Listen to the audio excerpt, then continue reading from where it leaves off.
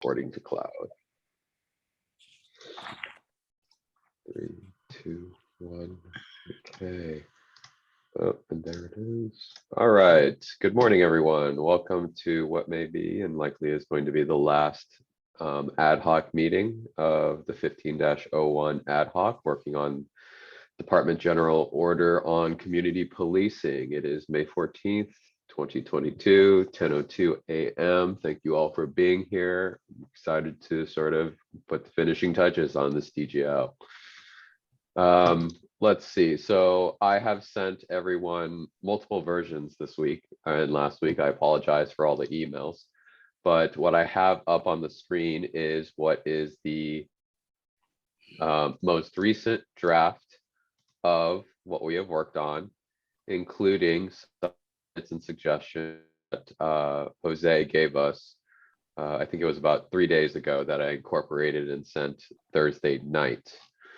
And so I guess what I want to do is try to do this a little bit more generally and not as much of a deep dive as we have previously done, since people have hopefully had an opportunity to go over the DGO for about a week now, and wondering if anyone has specifics from the drafts that were most recently sent, edits, suggestions, or something that we want to talk about and consider as for this final review. Jose, I do have your edits in this document, so we will go through those in turn. I want to first open it up and see if anybody has anything else they want to look at or see. This isn't just additions or subtractions. It could very well be, hey, this is a little bit redundant, or this is not clear, or this is vague, or this is too strong or not strong enough. So any thoughts? Just quickly, I actually read the whole thing, and I thought it was much longer than that, but it wasn't. I thought that we did, in particular you, Jesse, and Commissioner Brenda Harbin-Forte did a great job in editing and removing some redundancies. So I thought it was great. Thank you. I will give that shout out to Commissioner Harbin-Forte, who really did a great job on these first 3 pages in these sections, really synthesizing and organizing it in a very logical way that made a lot of sense and got our message across. So thank you for that, Commissioner. My pleasure. But she left out all the and/ors. Never gonna have another and/or.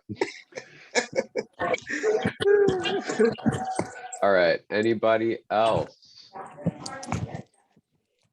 Any thoughts, any additions, subtractions, etc.? I wanted to highlight one thing just to put it on our radar. The second to the last point under B, under purpose, direct that all trainings be developed in collaboration with the community and presented by community members when appropriate. You know, the when appropriate makes me uncomfortable, but I was hoping that that both Reggie and Mike Nesperos would join us. I wanted to hear, before I made a suggestion, I wanted to hear their perspective on that, and also Acting Captain Febble. I'm just uncomfortable with it because it opens the door to not having the community consulted in these trainings, and so that's what's making me uncomfortable. So I'm showing on the screen right now the section that you're talking about, and I'm also going to go down to the list of trainings that we do have in this document so that everyone knows what we're talking about.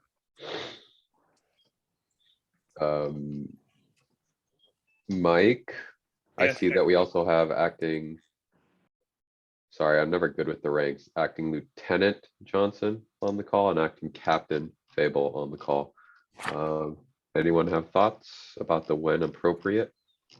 Well, I'll say this, I don't have the list of the specific trainings in front of me, but the department is very keen on their training. It's always, it's codified and it's being taught by folks that are certified through post training standards.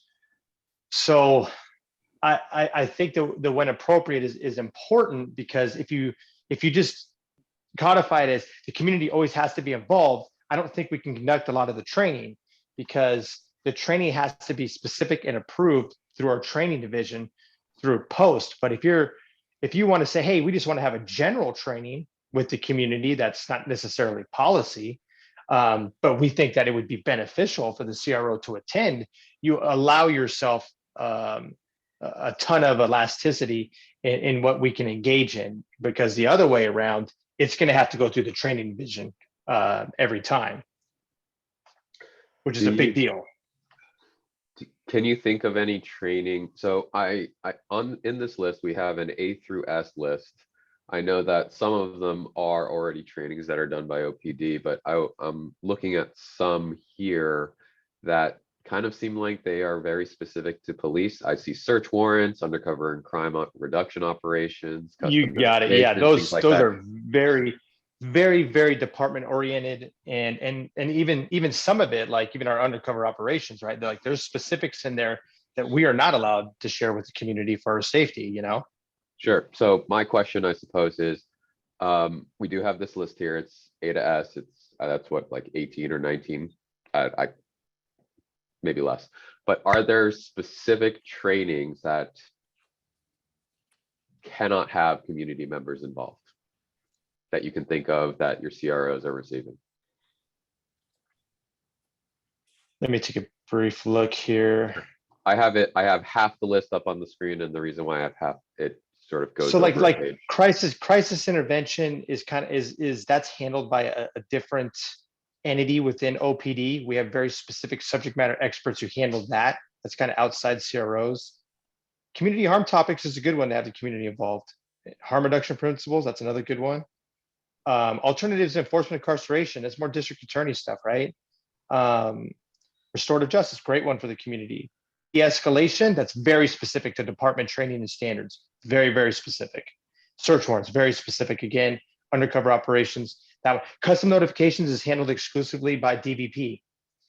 So like, and here's the thing, there's been some wonderful progress, right, in the ad hoc, but I think it would kind of be best if we could give ourselves one more week so I could push it through the department entities that are affected by the proposed policy, so that they could have their input, and then we could all come back and polish everything up.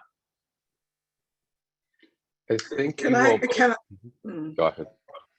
I'm sorry, I didn't mean to interrupt. Go ahead, Commissioner.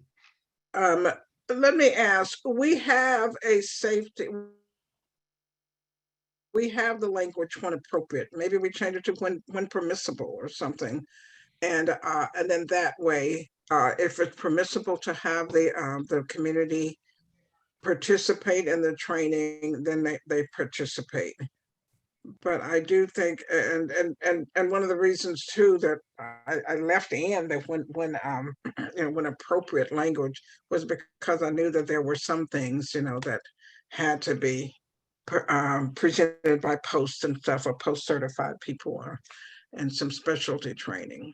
So if we just change it to when permissible, and then so we got the mandate that it's the department, that it's a community, if it's permissible for the community to be involved in that training. Judge, would you allow to the extent allowed by law? Instead of having them judge what's permissible or not, that there's a firm guideline, and that is what the law says that can be taught or not taught. I also have another question that, and correct me if I'm wrong, but I thought that all trainings, as well as any other policy of the department, was subject to review by the police commission in an open public hearing. So I would think that the community would have an opportunity to give their view on the trainings and the development of those trainings at the commission. I think this goes one step further, and I'm in favor of the one step further. But are there any ones that are precluded from coming before the commission? He can And this is come- why, I apologize for the interruption. This is Go why I ahead, actually think go that ahead. well, thank you, ma'am. I think that this is why it's important that we give ourselves, afford ourselves the opportunity to run this whole thing through the training division, so that we don't, or especially me, right? Because this is not the training division is not my expertise. I don't want to walk the policy into something that we're unable to do. Alternatively, I don't want to say we can't do something when maybe we actually can. So I just think that we're at a very good point in the drafting of this policy, but now it needs several levels of review through subject matter experts at OPD, of which I'm not right now. Yeah, my question is on the process. We let's assume that we've completed the ad hoc task force's responsibility in producing this document. Then it is now going to be submitted to the police commission, who can revise it if they want to. And then when they have come to satisfaction on a version, then they would present that to the police chief. The police chief would then run it through the mill that Acting Captain Febble has described. And then he would come back to the commission and say, well, we can do this, but we can't do this. Then they would meet and confer, if you will. And then that, if there's a disagreement, that would go to the city council. But if there's agreement, then that would go to OPOA for them to review and to see if there are any things that impact working conditions. And then if there are, and I suspect that the length of time for a CRO in an assignment would be one, then that would go to meet and confer. And if they couldn't resolve it, then to arbitration. Am I correct in the process? For that personally, I don't know, but I would hope it goes that way because that's actually a very highly filtered system, in my opinion. It is. It does go that way. I do think that we can still nonetheless, without having another ad hoc, give you the time, Lieutenant Fable, to run this policy through the subject matter experts, to have comments, and to likely have a draft for the police commission to consider. They don't necessarily, police commission does not necessarily need to adopt, and if there's input by subject matter of experts from the department, that's something they'll want to consider and incorporate either. So I think that there will be that time regardless. Sounds great. Thank you for the clarity on that. Mariana?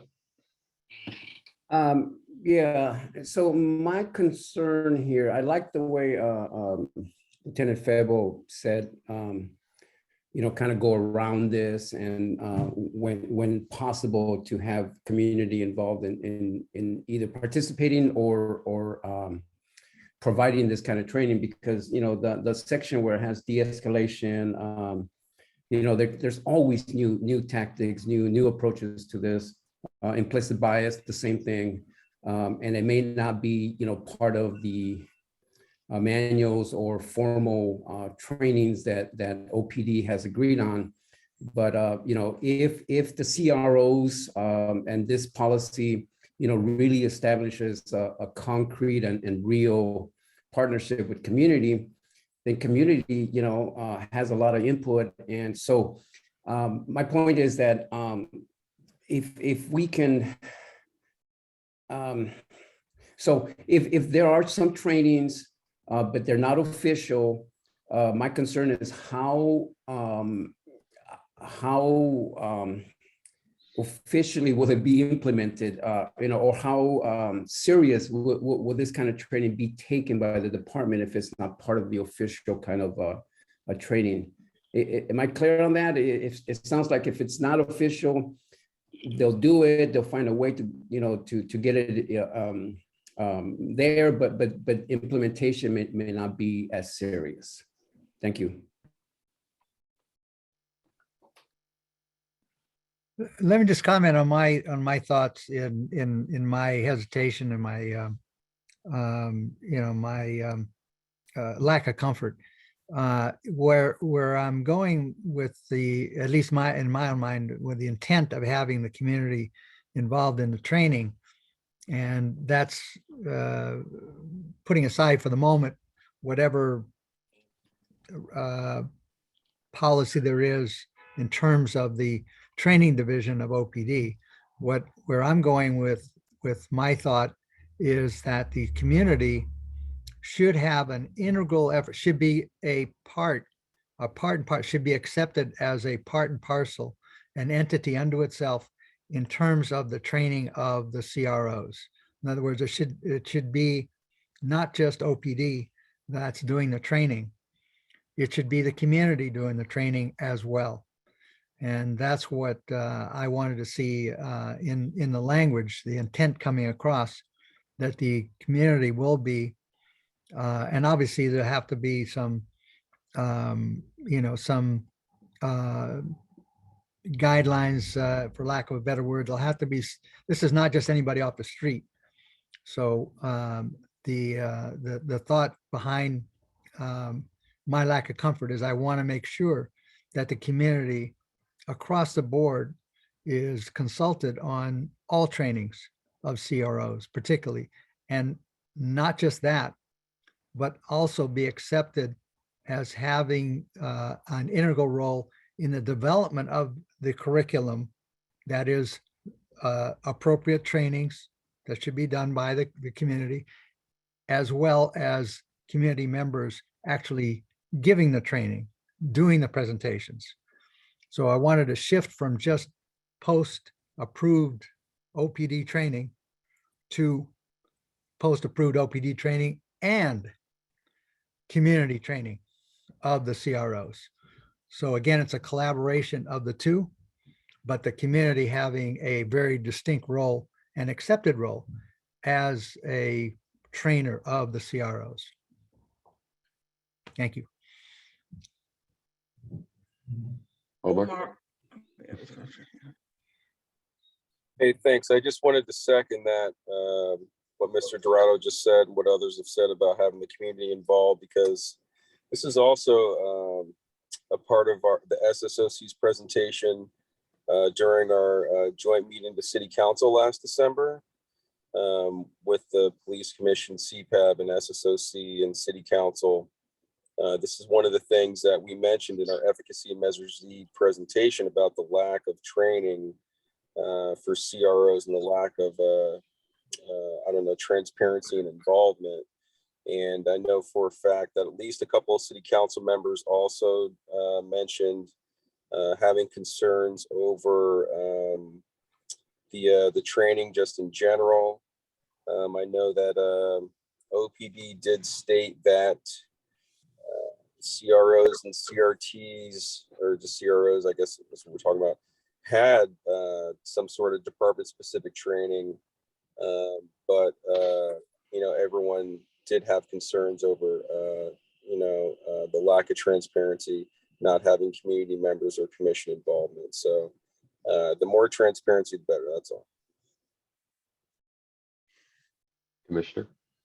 Hi there. I'm going to suggest in the language up there where we say the training be permitted, I'm going to suggest that we tweak the language a little bit to say direct that all trainings be developed in collaboration with the community. So that's one point, and irrespective of who presents, we want it developed in collaboration with the community. And then, and we say, and presented by community members if allowed by law. So somehow we can make sure that we're dividing it up. Maybe we need a sentence after developed with the community. I mean, a period after that. But in all cases, no matter who's presenting, we want the training, the curriculum to be developed in collaboration with the community. Second, we want it presented by community members if they can present the topic in a way. So I don't know what else we can do to tweak the language, but our goal is to make sure that no matter who teaches, their training is developed, the curriculum is developed in collaboration with the community. And if that means tweaking a post-certified course or something, then that may be appropriate to tweak that course. I'm not sure acting Captain Febble could let us know that.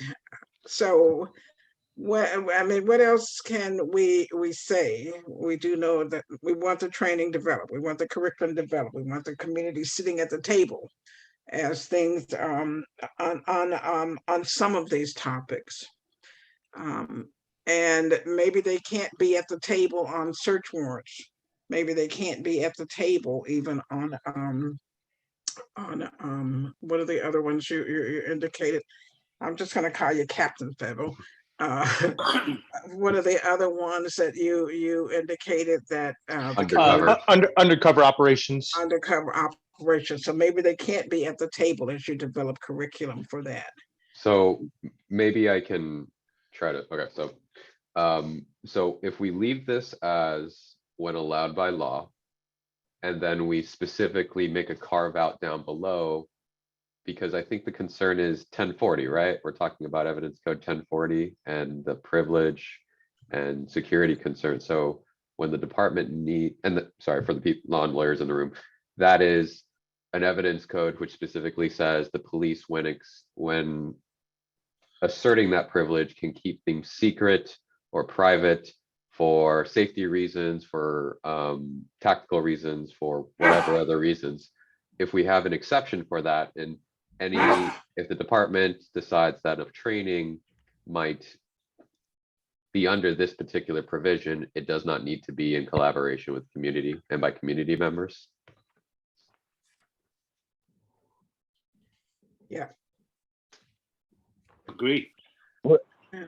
Would it be possible, this is Commissioner Howell, would it be possible to get a list of the trainings that the community couldn't be a part of, so that we know, okay, these are the areas that OP needs to maintain their strict control over, but then these are the ones that are allowable, so that we know, okay, and then we can develop, the policy to make sure that we're included or at the table on the ones that are allowable. Maybe a list. I certainly think the training division can review the trainings that are the 18 associated trainings outlined in the policy, and can put in their opinion on the matter. And just remember when I was providing my initial statement, I wasn't fully aware of the process after the ad hoc, and it sounds like that would happen regardless. Yeah. Then perhaps it's a clause down below that says in that section, sorry for my fast. Okay.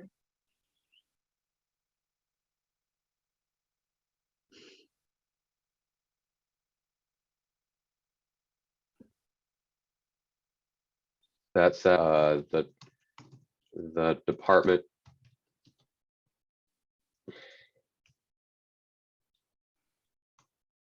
Yeah, trainings on the following. Yeah.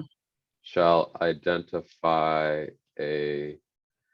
those trainings which cannot include the community.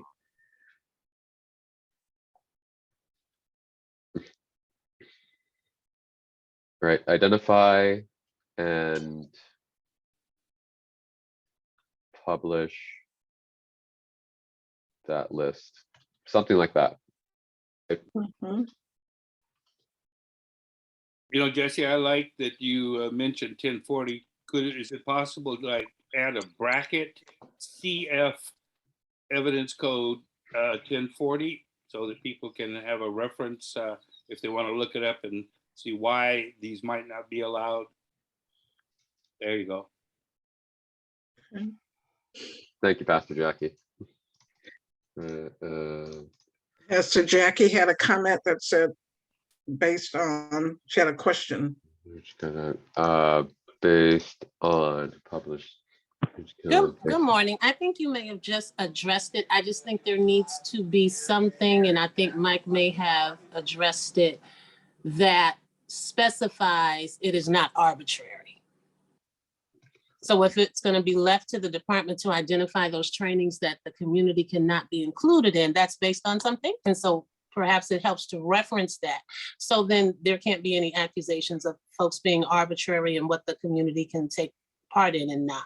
That was the point of that. Thank you. That's great. But I see another hand up. I had one other suggestion. I didn't think about it when I was going through the policy. Why don't we put the trainings in alpha order? I put them in list of priority. Yeah, the list. Oh, they are based on priority. Yeah. Okay.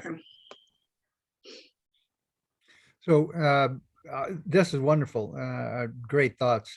How do we want to end that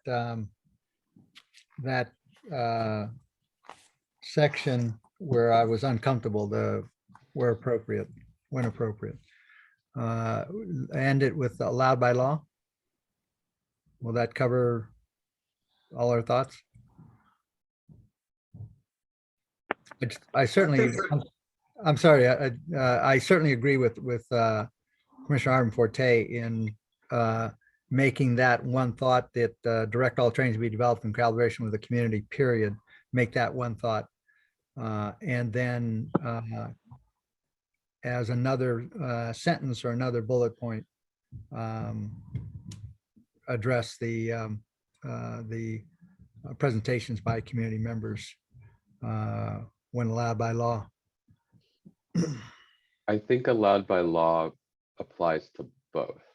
Both clauses, because according Okay. to Captain Febo, there may Okay. be some training that the community cannot be at the table on in Right. developing. Then Right. can we just say, direct that all trainings be developed and presented in collaboration with the community when allowed by law?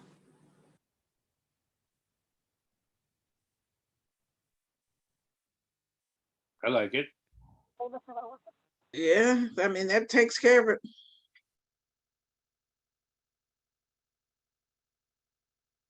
Captain Febo?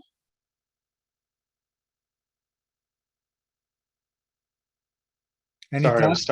I was stuck on mute there. Yeah, I hate to default this. This is kind of more the training division's realm. I mean, it sounds great. Ultimately, though, they would kind of have to be the department review on that. Mhm. Okay. I think But we've gotten as far as we can. Yeah, we'll be real interested to hear what their perspective is on this.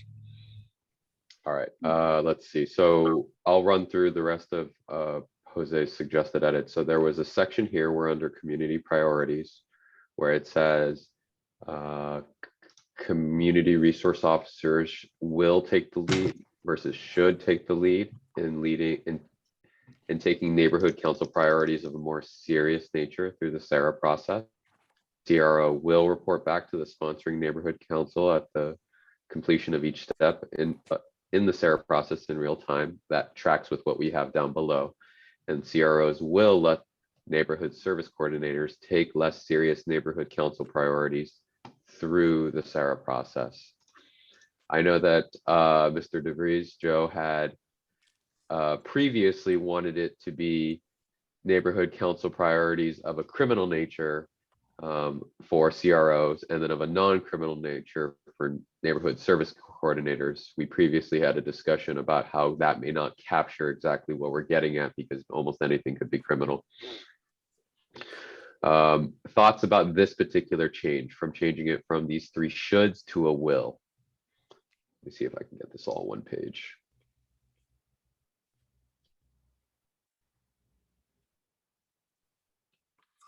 Read mode. Oh, what have I done? I'm sorry. What have I Wow. done? Sorry about that. Made me go blind. That's what you've done. Made me Sorry. go blind. Sorry about Let's that. go blind. Sorry about that. My mistake. That's what I wanted. Here we go. Okay.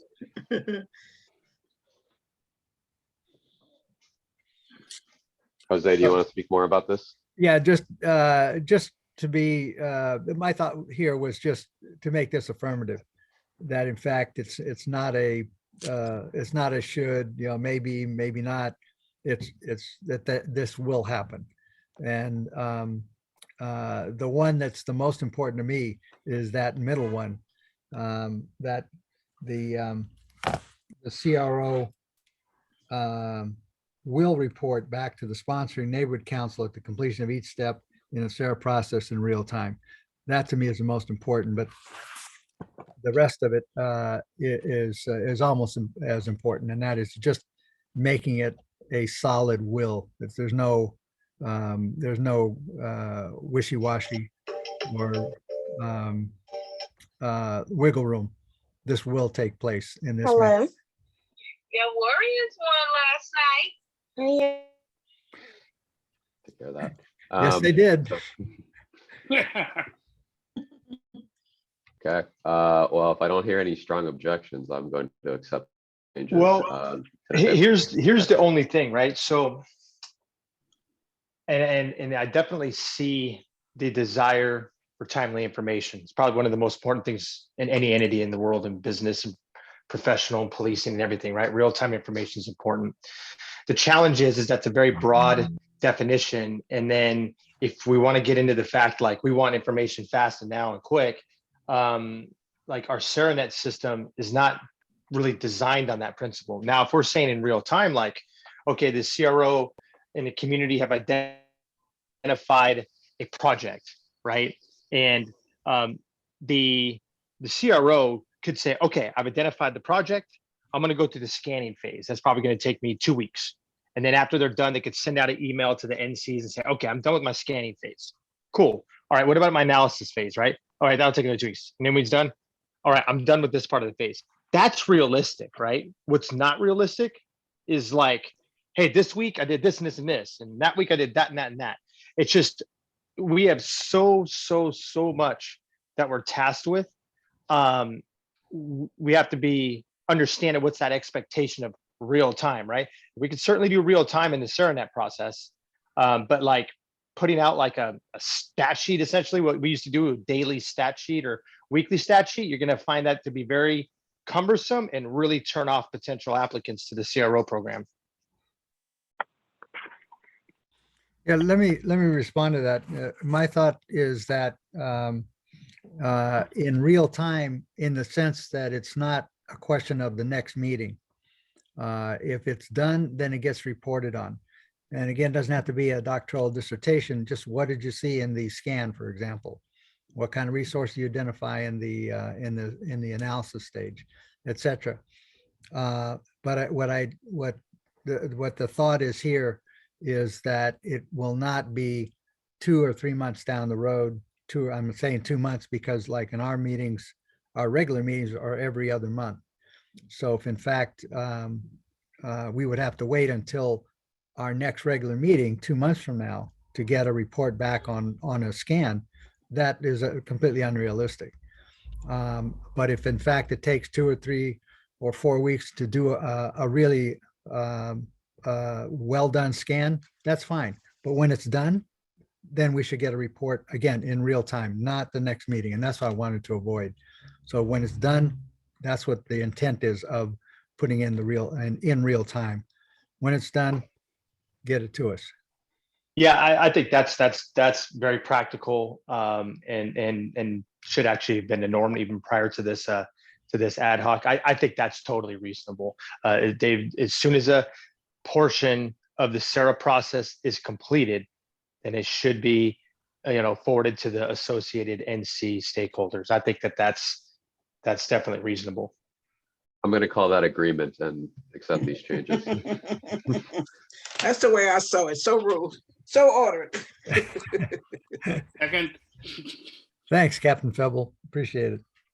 All right, and moving on to the next one is this clarification under section 5. This is page 7. CRO assignment to beats and neighborhood councils responsible for close and continuous coordination is all neighborhood councils will have an assigned CRO. However, each of the neighborhood councils may not have a dedicated CRO.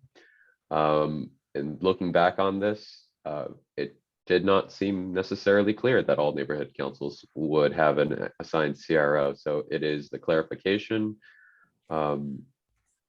Controversial thoughts, anybody? Personally, guys, I think that's a very sharp way to word it. You know, even like right now, right? We're representing in East Oakland, you know, we have 5 CROs, but we're representing, 15 beats, right? They don't have a dedicated CRO, but they certainly have a designated CRO. I personally think that the language reads very, very smart. One of the things I wanted to point out is that in 79235, section 7.3, it says, quote, "The city shall staff each police beat with community police officers, a minimum of 1 officer per police beat." So if I'm reading that to be community resource officers, because it uses a different language, community police officers, then what it's saying is that there's a commitment from 79235 that if there's 35 beats, that there are 35 community resource officers assigned to those beats. So, that, let me just point that out. That's what it says right in 79235.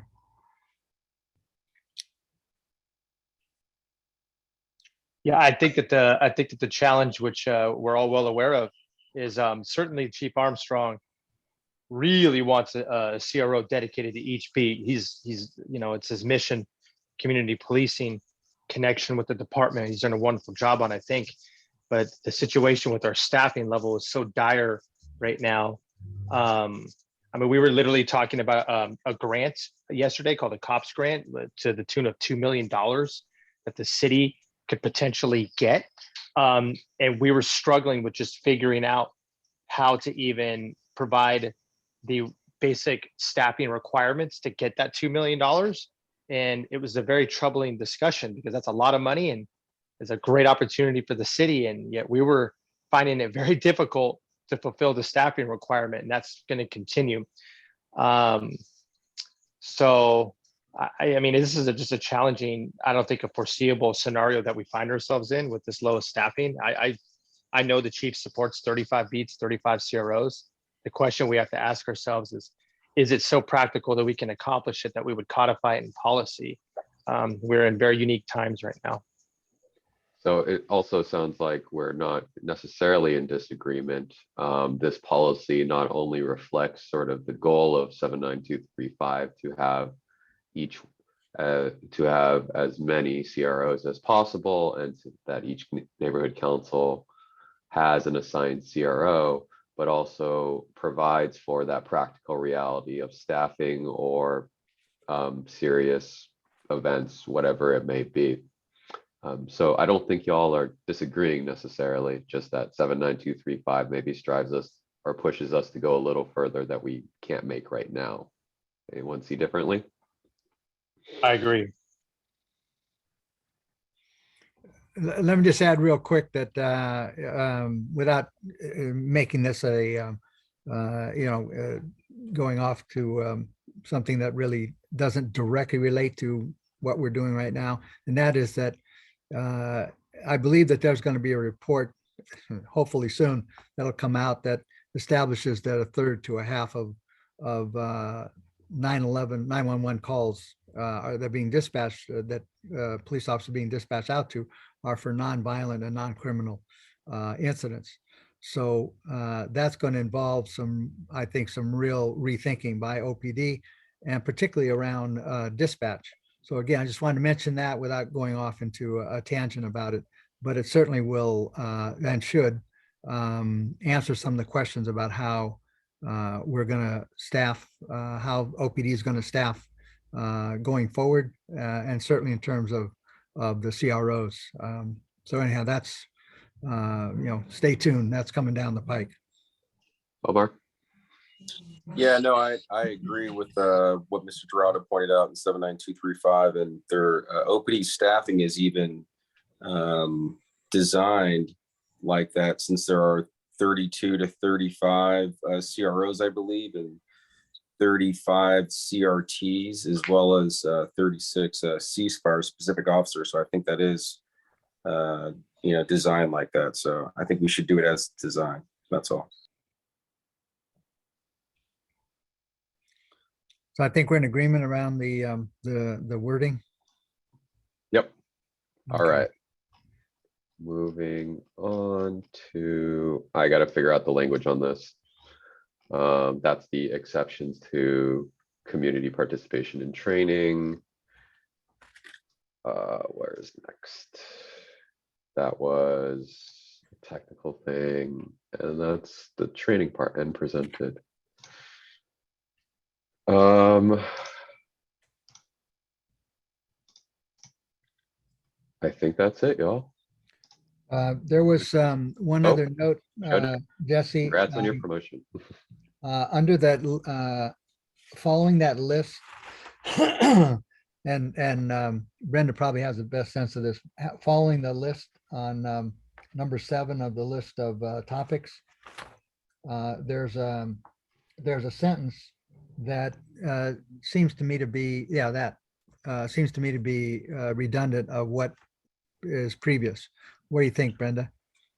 Can that be eliminated?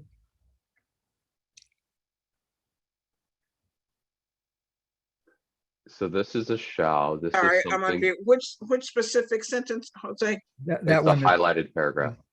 The highlighted paragraph.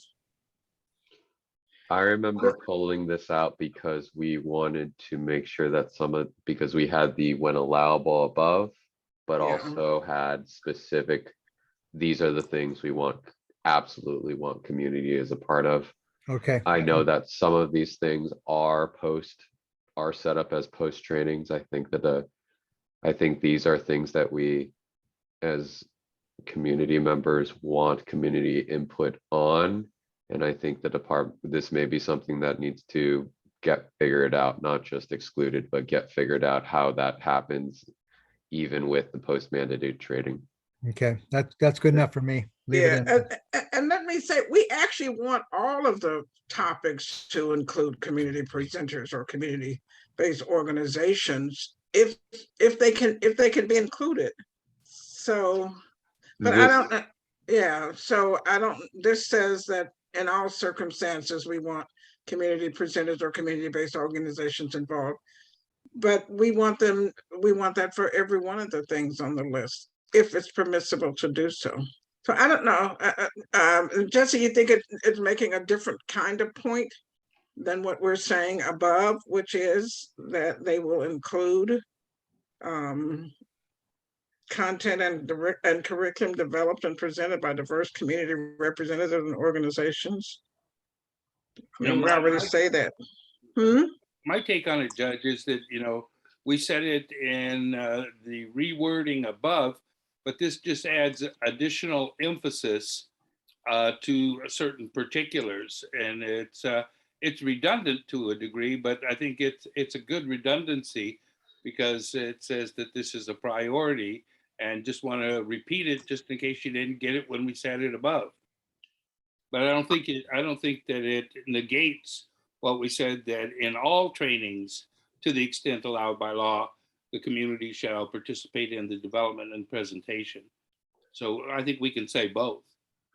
So the first part I agree with that, but also the first part was the purpose section, what the policy directs the department to do. This is the part that actually tells the department, right? So the above was sort of like what this document will do, and this part is where we're telling the department what to do. Okay. And by the way, Joe DeVries has had his hand up for a while there when we get to Joe DeVries. okay, I mean, I'm if everybody wants it, I'm fine. I think it's fine. Yeah, that's good. Okay. Joe? Mr. Joe DeVries is now all up, all elevated and everything, all promoted. Mr. Deputy City A Administrator. big high muckety muck in the city of Oakland and everything, Joe, we are having trouble hearing you if you're trying to talk. Uh-oh. Is he on I saw him Is- try to unmute himself and mute and unmute. We still are Oh, having some trouble okay. hearing you, sir. Uh-oh, can you hear me now? Yes. Yeah. Okay, so sorry. You know what? It looks like my phone, I'm sorry, I'm moving about and I think my phone picked up someone's Wi-Fi and I disappeared.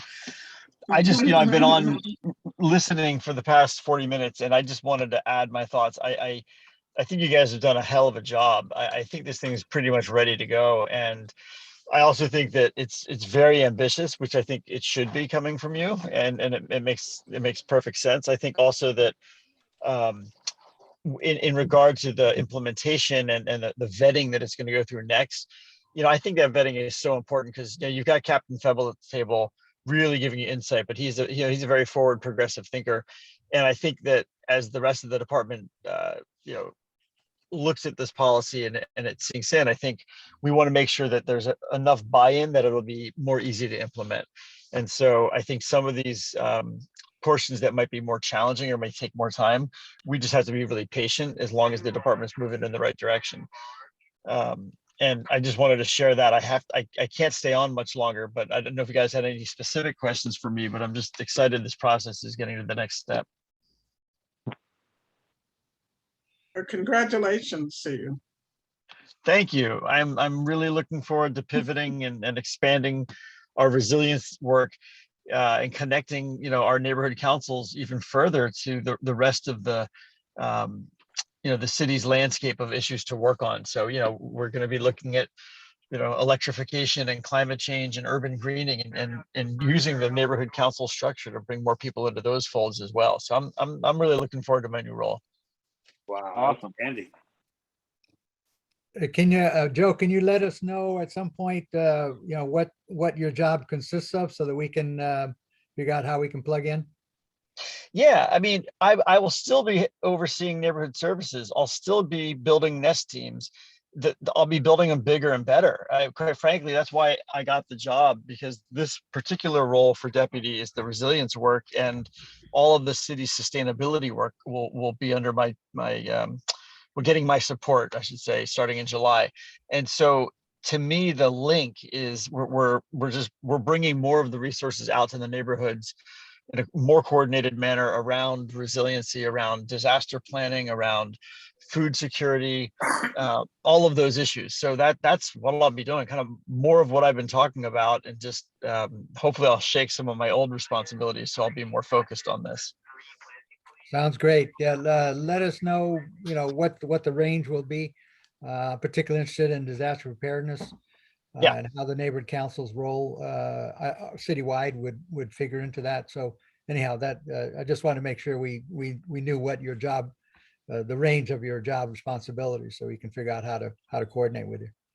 Yeah, no, absolutely. And Jose, we can meet offline and talk Yeah. more about the policy. I wanted to show up for your last meeting and applaud your work. And after listening for 45 minutes that you're still doing a little bit of wordsmithing, I'm going to let you guys do that. You're doing a great job. Thanks, Joe. Guys, have a wonderful Saturday. Too. Thanks, You you take too, care. Joe. Thank you. Okay. You too, Joe. Congratulations, sir. Thanks. Okay, well, I think we have covered all of the suggested edits. 10:50. I really don't mind ending this meeting early, but I want to take one last chance and shot. Does anybody have any other edits, suggestions, removals? Speak now or well, maybe not forever, hold your peace. We'll probably have to come back at some point, but for today.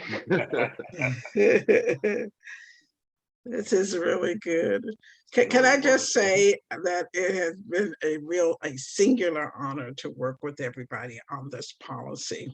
The dedication and the commitment of everyone to really getting this done and getting it right has been really, really heartening for me. And my heart is full. Because we all came to the table, we all put in, we all expressed our thoughts, we expressed, our ideals, we debated, what the best way forward is on things, and we did it in such a respectful and collaborative manner that it just heartens me.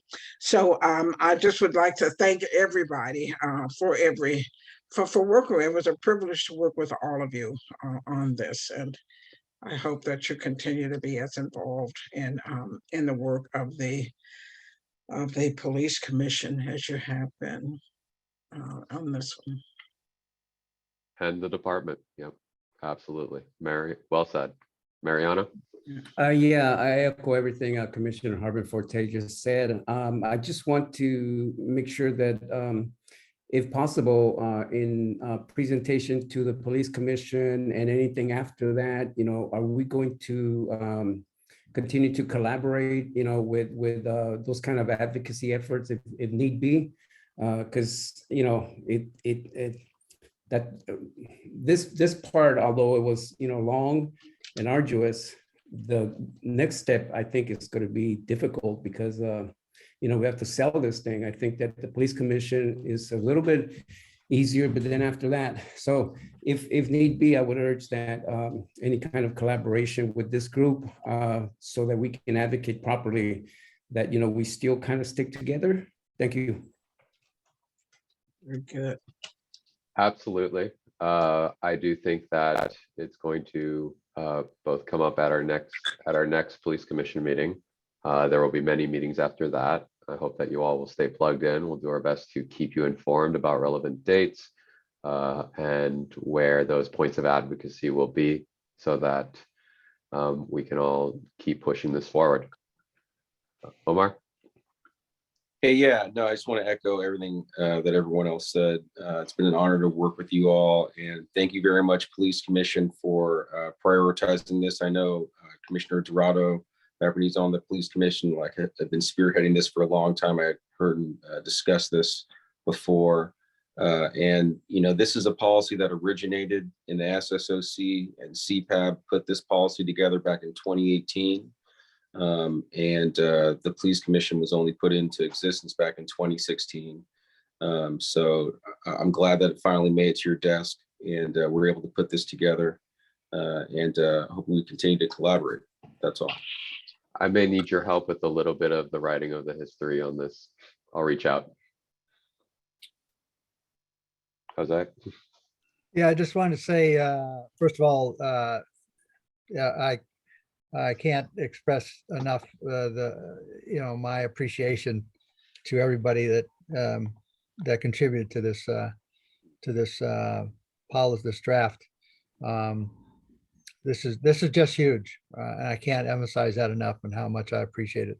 The other thing is I don't often disagree with Mariano, but I have to disagree that I think the real I don't think it's going to be a real tough sell, frankly, with the police commission. I think the tough part is going to be, and this is where I would hope that everybody would be continue to stay involved, obviously as advocates, and that is the implementation.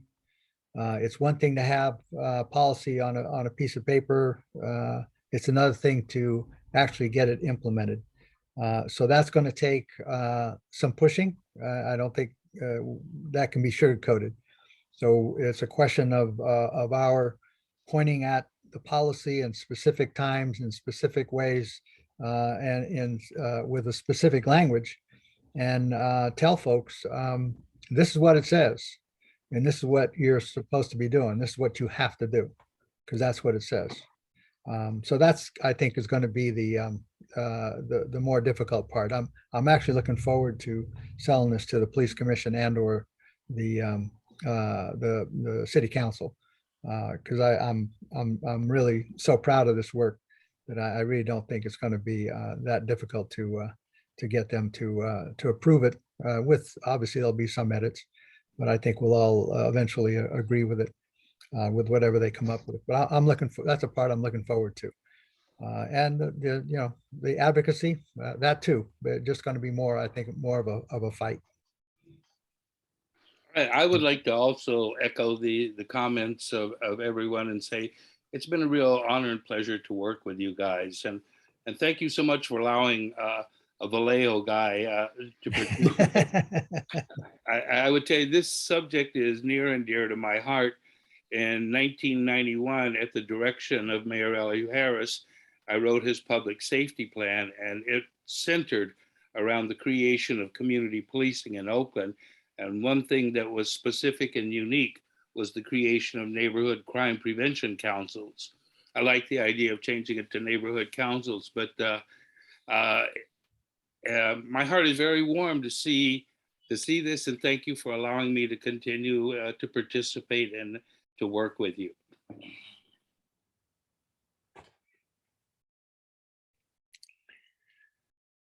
So Right. yes, Thank you all so much. Any last words? Going once, going Pastor, twice. Pastor Jackie, I just sent you an email at the church email address. Anyway, Okay, that's thanks, good. everyone. I'm doing double duty as usual. So, but it's been an honor to serve. Thank you. All right. All right. Thank you all very much. Thank you all to the Thank you. community members and the department members for coming through with us on every other Saturday, taking time out of your day, taking time out of your week. We're gonna keep pushing this forward. Thank you all so much. Excellent. Have a wonderful weekend, everyone. Thanks. Have a Bye-bye. wonderful weekend. we're gonna talk. Yes. Yes. Oh, yeah, I'm good.